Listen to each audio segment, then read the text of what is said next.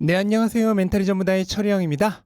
네, CPI가 발표된 운명의 날이었던 오늘 시장은 장중에 매우 변동성이 큰 모습을 보이다 혼조세로 마무리되었습니다. 기술주 중심의 나스닥은 1%가 상승했지만 반대로 다우는 소폭 하락했습니다. 그리고 비트코인은 장중 매우 큰 변동성을 보이다 결국 보합으로 마무리되었는데요. 오늘은 무슨 일이 있었을까요? 일단 오늘의 메인 뉴스는 CPI죠. 미국의 4월 소비자 물가는 딱 기대치에 부합하는 결과가 나왔습니다. 전체 CPI는 지난달보다 0.1%포인트 떨어지고 기대치였던 5%보다도 낮게 나왔습니다. 그리고 중요도가 계속 증가하고 있는 근원 CPI는 지난달보다 0.1%포인트 낮은 수치이자 기대치를 만족시키는 5.5%가 나왔습니다. 시장은 이 결과를 어떻게 해석했을까요? 기본적으로는 굿뉴스로 받아들였습니다. 채권 시장의 움직임을 보시면 CPI 발표 1분 전까지 3베이시스포인트 상승 중이던 채권 수익률이 발표 1분 후 순식간에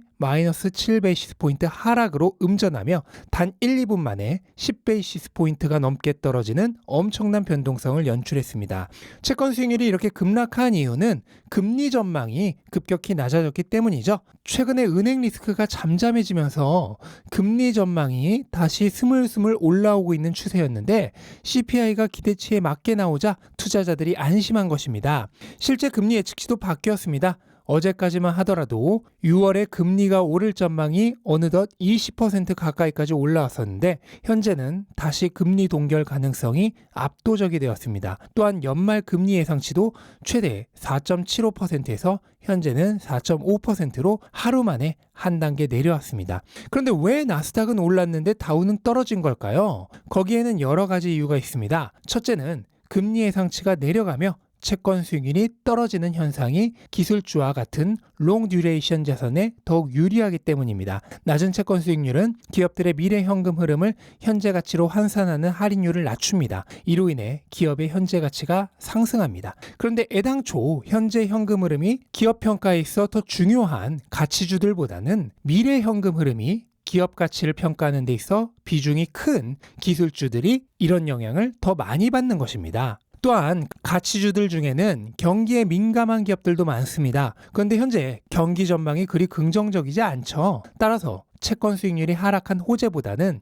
경기 전망이 나쁜 악재가 가치주들을 더 억누르고 있습니다. 추가로 오늘 구글이 챗 GPT에 대항할 AI봇 바드를 공개한 것도 나스닥의 상승을 이끌었습니다. 바드는 지지난달에 선 공개 후에 답변 부정확성에 대한 지적을 받은 뒤 일시 철수했다가 대대적인 개선 후 오늘 베타 버전이 재공개되었습니다. 현재 버전의 챗 AI는 아직 오류가 많으며 틀린 대답을 할 수 있다는 것을 인지하고 사용할 것을 공개적으로 선언한 뒤에 바드의 사용이 가능한 것인데요. 제가 직접 사용해 본 결과 아직은 좀 오류가 많은 것 같습니다. 어쨌든 이 소식에 구글 주가가 4% 넘게 급상승했고 이에 힘입어 대부분의 기술주들이 강세를 보이며 오늘 나스닥의 상승을 이끌었습니다. 또한 오늘 은행주 섹터가 전반적으로 안 좋았던 점도 다우와 나스닥의 격차를 만드는데 일조했습니다. 그동안 문제가 되어온 팩웨스트와 웨스턴 얼라이언스는 오늘 큰 변동이 없었지만 지역 은행주들의 주가가 전반적으로 하락하면서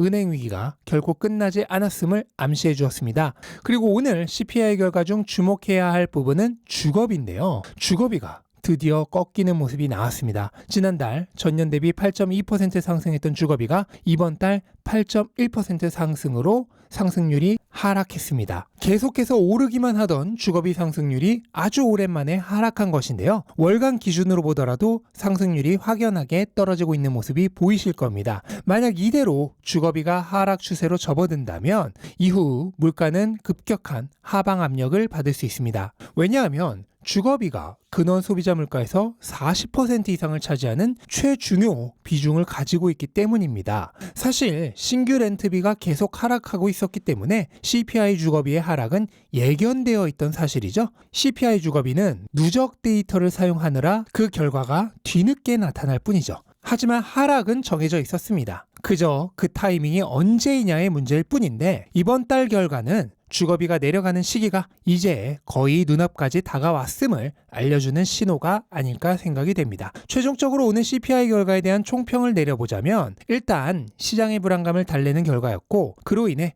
금리 전망이 내려갔습니다. 또한 은행 리스크가 여전히 지속되고 있는 상황이기에 지금처럼 기대를 만족하는 물가만 나와준다면 연준은 금리를 더 올리기 어려울 것이고 올해 내에 금리 인하가 시작될 가능성이 높은 흐름으로 갈 수 있는 결과였다. 이렇게 짧게 정리해 볼 수 있겠습니다. 그런데 말입니다. 원래 이런 흐름은 비트코인에게 매우 유리한 전개인데 오늘 비트코인은 보합세를 보였습니다. 왜 그랬던 걸까요? 사실 비트코인도 원래는 가격 흐름이 좋았습니다. CPI 발표 직후에는 가격이 3% 이상 급등하기도 했습니다. 그런데 어느 순간 가격이 급락하며 일시적으로 5% 이상 하락했다. 현재는 가격이 다시 안정화된 것입니다. 이런 급변동성이 일어난 이유는 루머 때문이었는데요. 미국 정부가 범죄 사건 등에서 압류한 비트코인을 팔았다는 소문이 퍼지면서 가격이 급락한 것입니다. 암호화폐 시장은 유동성에 비해 과도한 파생 상품 시장이 주도하고 있기 때문에 특정 이벤트로 인해 급작스러운 가격 변동이 발생하면 연쇄 청산이 일어나면서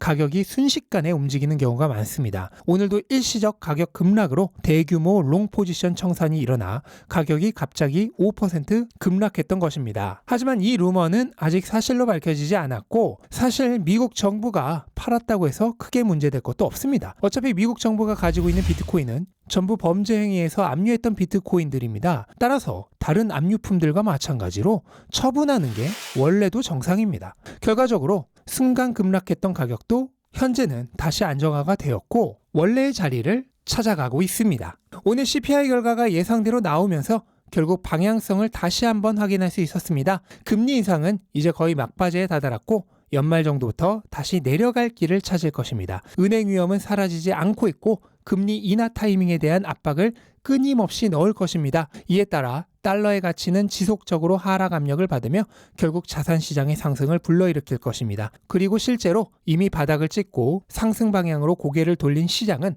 앞으로도 지금 바라보고 있는 방향을 향해 느리지만 꾸준히 나아갈 것입니다. 그러다 약한 경기 침체와 금리 인하가 확정이 되는 순간에는 오히려 더 강하게 상승할 것입니다. 시장은 언제나 먼저 움직였고 모든 게 확실해지는 순간에는 그 사실에 발목 잡히는 게 아니라 오히려 짐을 떨쳐버리듯 더욱 거침없는 행보를 하는 모습을 역사적으로 계속해왔기 때문입니다. 따라서 오늘 CPI 결과를 보고 결론 내린 저의 전망은 전혀 변함이 없었습니다. 올해 주식과 암호화폐 시장은 각종 지표 발표에 따른 큰 변동성은 있겠지만 서서히 그리고 꾸준하게 느린 회복을 지속할 것입니다. 그렇게 거북이 같은 걸음이라도 돌아봤을 땐 어느새 저 멀리 가 있을 것입니다. 인생 최고의 투자 기회는 그렇게 하루하루 멀어져 갈 것입니다. 네, 이것으로 오늘 영상 마치겠습니다. 영상 도움되셨다면 구독과 좋아요 부탁드리고 즐거운 하루 되시기 바랍니다. 감사합니다.